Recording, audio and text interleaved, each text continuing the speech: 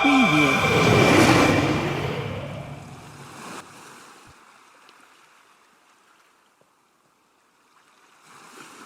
The acronym tag is used to define an abbreviation or an acronym like PHP, HTML, CSS. The acronym tag is an inline-level element. The title attribute is used to define or explain the abbreviation. The acronym or abbreviation is written between the starting acronym tag and ending acronym tag. The syntax of acronym tag is as follows. In HTML5, a BBR tag is used in place of acronym tag. Acronym tag is not used anymore.